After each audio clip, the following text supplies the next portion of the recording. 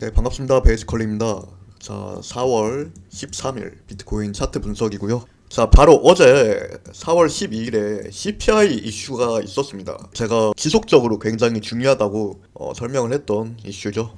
근데 사실 변동이 별로 안 나왔어요. 이 자리에서 했는데 변동이 제 예상과는 다르게 굉장히 조금밖에 안 나왔습니다. 그래서 왜 이렇게 된 건지 그런 부분 말씀을 드릴 거고, 자, 일단 지난 분석 복기를 조금 하자면, 제가 이렇게 박스권이다 했고, 이 박스권 속에서도, 자, 이렇게가 박스권인데 이 박스권 속에서도 여기는 이렇게 큰 박스권인데 여기는 박스권 위치가 이렇게 바뀌었다.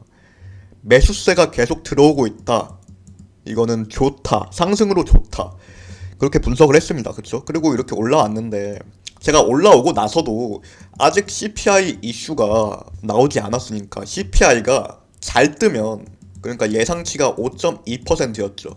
5.2%를 하회하거나 아니면 부합만 해도 저는 추가적인 한 10% 수준의 상승을 보겠다. 뭐 그런 식으로 말씀을 드렸습니다. 그쵸? 근데 10%는커녕 1% 올랐나요? 그 정도밖에 안 올랐어요. 턱없이 부족한 상승 수치가 나왔습니다. 5.0%로 CPI 예측치를 하회했는데도. 그쵸? 이거는 제 시나리오에 없던 부분이죠. 왜 그렇게 됐는지 저도 생각을 좀 해봤는데요. 제가 CPI 부합하거나 하회했을 때 실현 가능한 상승 수치를 10%로 잡았어요. 그쵸? 약 10%. 근데 얘가 CPI 발표를 하기 전에 뜬금없이 이렇게 올랐단 말이죠. 이 수치가 10% 정도 된다는 거죠. 제가 예상으로 잡았던 수치랑 똑같다. 그래서 이거를 선반영이라고 보면은 사실 모든 게 해결이 되더라고요, 쉽게. 그래서 저는 생각을 바꿨어요. CPI가 잘 뜬 건 맞아요, 하회했으니까. 그리고 조 바이든부터 CPI 전망이 긍정적이다라고 말을 했고, 바이든 피셜, 미국 대통령 피셜, CPI 전망 긍정적. 그쵸? 그래서 저는 뭐 일각에서는 지금 CPI가 잘 나온 게 아니다라고 분석을 하던데, 저는 CPI가 잘 나왔다고 분석을 합니다. 해석을 하고 있습니다. 다만 선반영돼서 안 올랐을 뿐. 지금 이게 안 오르니까 그제서야 사람들이 CPI 잘 뜬 거 아닌데요? 이렇게 말을 하는 사람들이 일부 있어요. 저는 그렇게 생각 안 합니다. 잘 뜬 거 맞다. 하지만 선반영이 됐다. 이렇게 생각을 하고요. 그러면 이제 또 관점이 어떻게 바뀌었냐? 일단은 CPI 호재로 인한 상승은 이미 다 나왔다고 생각을 하고 있어요. 그래서 CPI로 인한 추가적인 상승은 더 이상 기대할 수 없게 됐고, 또다시 이제는 이슈가 아니라 차트로 접근을 해야 되는 시대가 또 온 거죠, 제 생각에. 그래서 차트로 접근을 하자면, 제가 지난 분석에서 작도를 이렇게 했습니다. 이렇게 상승 채널 작도하고, 그 다음에 추세선 작도를 이렇게 했죠. 그리고 제가 지난 영상 올렸을 때가 한 이쯤이었죠. 제가 그 다음 단기적인 움직임으로 어떻게 체크를 했냐면, 이렇게 내려갔다가 이 추세선의 지지를 받고 한 번 더 올려줄 수 있다, 이렇게 분석을 했죠. 그리고 지금 그게 나오고 있는 중입니다. 그래서 움직임으로 봤을 때 특이사항은 없어요. 차트적으로 뭐 문제가 생긴 건 없고, 문제가 생겼다고 할 만한 위치는 직전 최고점 이거를 이탈했을 때, 이거를 이탈하면은 당연한 얘기지만 안 좋죠. 직전 박스권 내부로 다시 들어오는 거니까. 그쵸? 그래서 29.2K를 사실상 저는 롱의 마지노선으로 보고 있어요. 이거를 이탈하면 더 내려가는 거는 시간 문제라고 보고 있고요. 이거를 이탈하지 않으면 더 올라갈 수 있는 거죠. 근데 저는 비트코인 위주의 움직임보다는 비트코인은 아마 횡보를 하지 않을까 생각을 하고 있습니다. 당분간, 한동안. 왜 그러냐?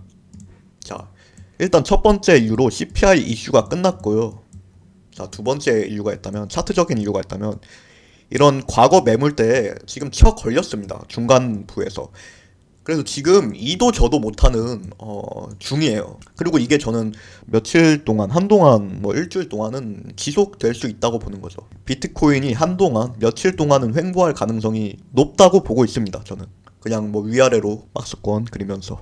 자, 그러면 비트코인은 아마 제 생각에는 재미가 없을 것 같아요. 매매를 했을 때 그렇게 재미가 없을 것 같은데, 그러면 이제 알트코인 좀 봐야겠죠. 자, 알트코인 차트이고요.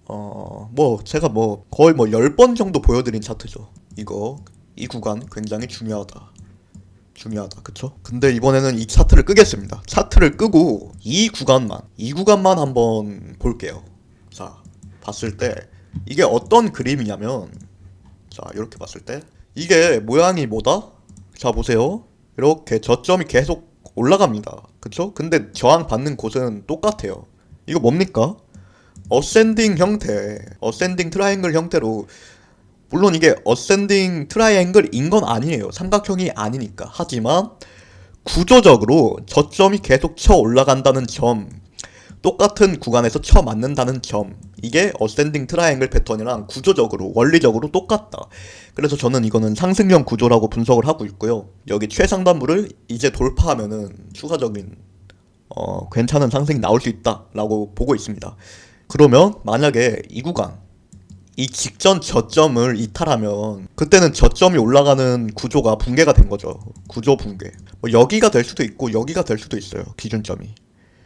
저점을 기준을 여기로 잡아야 될 수도 있고 여기로 잡아야 될 수도 있어요. 근데 웬만해선 여기로 잡는 게 좋을 것 같죠. 쌍바닥 형태니까 여기가 딱. 그래서 이거를 이탈하면 그때는 상승형 패턴, 토탈 투 차트, 상승형 패턴 구조 붕괴가 이루어진 거고, 이거를 이탈하지 않으면 제 생각에는 이거를 돌파하면서 알트장 시작이 될 수가 있다. 제가 알트장 얘기를 계속 하고 있는데 아직 시작 안 했어요. 아직은. 근데 자꾸 시작할랑 말랑 반복을 하고 있긴 합니다. 시작할까 하다가 내려가고, 시작할까 하다가 내려가고, 시작할까 하다가 내려가고, 지금 또 스물스물 오르고 있죠. 이런 부분이, 자꾸 시도하는 부분이 조금 긍정적이다. 저항을 자꾸 두드리면은 점점 돌파 가능성이 높아지는 거니까, 아무래도. 그쵸? 자, 도미넌스 차트랑 이제 곁들여서 봤을 때 이게 비트코인 도미넌스 주봉입니다. 자, 주봉을 봤을 때 이런 박스권 최상단부에 들어왔다, 저항부에 들어왔다. 이 박스권의 길이가 700일 정도로 굉장히 길다고 했습니다. 그런 굉장히 초장기 박스권인데, 이거를 조금만 내려간다고 치면은 알트장 느낌이 스물스물 날 거예요. 조금만 내려가도, 도미넌스가 직전 횡보 구간 이 자리까지만 내려가도 사실 알트장 느낌이 꽤 날 거라고 생각을 하고요. 근데 만약에 이 박스권 상단부를 돌파하게 되면 최소 여기까지 50.68%, 이 정도까지는 최소 타겟으로 잡을 수 있죠. 이것도 솔직히 조금 밖에 안 잡은 수치죠. 이 박스권 길이가 이거인데, 이건 최소 타겟이고, 이거 넘으면 여기까지 가는 거고, 그거 넘으면 여기까지 가는 거고.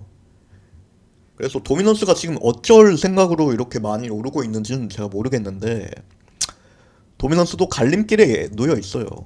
박스권 상단부 저항을 또 받고 알트장을 주느냐, 아니면 비트코인 독주 체제를 유지하느냐, 그런 갈림길에 있다고 할 수가 있고, 알트장이라고 치면은 방금 전에 봤던 토탈 투 차트랑 딱 맞물리죠. 토탈 투 차트는 올라가고 도미넌스는 내려가고, 그러면 알트장에 대한 퍼즐 조각이 딱 맞물리게 되는 거죠. 자, 요약하겠습니다. 비트코인 CPI-빨 호재 약발 다 했다. 이제 CPI는 끝났습니다. 그거로 기대할 수 있는 건 끝났고, 자, 이거 직전 박스권 최고점, 이거 밑으로 빠지면 안 좋다. 그쵸? 박스권을 돌파했는데 겨우 이거밖에 못 올리고 다시 되돌아오면은 안 좋은 거죠. 예, 안 좋고, 이거를 이탈하지 않고, 직전 박스권 최고점을 이탈하지 않고 이렇게 횡보만 해줘도 제 생각에는 알트장 올 가능성이 한 80% 된다. 그래서 저도 지금 알트코인 매수를 잡아놓은 상태입니다. 개인적으로. 물론 손절 기준이 당연히 있죠. 제가 분석이 틀렸을 때 도망갈 구석이 있어야 되니까.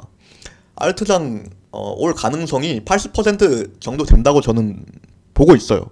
근데 이 분석에 틀렸을 때 가만히 존버를 할 거냐? 아니죠.